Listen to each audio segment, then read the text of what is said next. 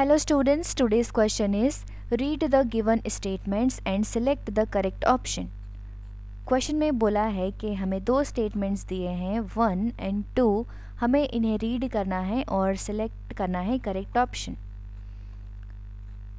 So let's read the statement.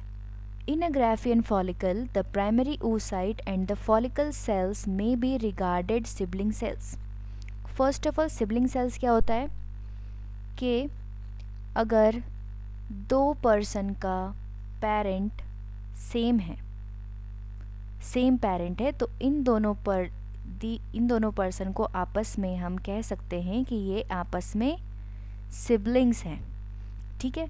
वैसे ही कोई दो सेल्स अगर एक ही सेल से बन रही है तो उन दोनों सेल्स को हम कह सकते हैं सिबलिंग सेल्स. ठीक है. सो हमें यहाँ बात किसकी करनी है? प्राइमरी oocyte और फॉलिकल सेल्स की.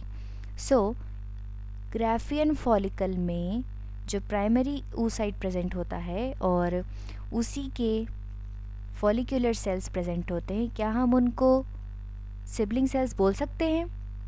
हाँ, बोल सकते हैं, क्योंकि they are formed from the germ cells. ये सारे जो सेल्स हैं प्राइमरी oocyte और फॉलिकल सेल्स, ये दोनों ही बनते हैं जर्म सेल से. ठीक है. जर्म सेल में होता है mitosis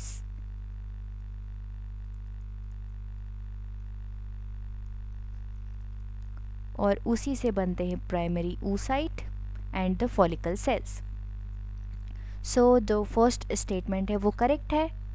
now second statement, both arise from the same parent cell the oogoneum by mitotic division. So second में क्या बोला है कि जो प्राइमरी oocyte और फॉलिकल सेल से दोनों अराइज होते हैं सेम पेरेंट से, दैट इज़ द oogoneum. जो जर्म सेल है उसको ही हम बोलते हैं oogoneum. जो माइटोसिस, जिसमें माइटोसिस होता है और फिर बनते हैं primary oocyte and the follicular cells. So it is also correct. Now let's see the options. Option में क्या दिया है regarding the correct and incorrectment of the statement? A, both statements 1 and 2 are correct. So it is correct क्योंकि दोनों ही statement correct हैं. B, statement 1 is correct but statement 2 is incorrect. So ये option गलत है बिकॉज हमारे पास दोनों statement हैं जो करेक्ट हैं. वैसे ही ऑप्शन सी भी इनकरेक्ट हो जाएगा बिकॉज फर्स्ट को इनकरेक्ट बोला है. D, both are incorrect, both statement 1 and 2 are incorrect. It is also wrong. So option A is the correct answer for this question. I hope आपको समझ आया होगा. Thank you.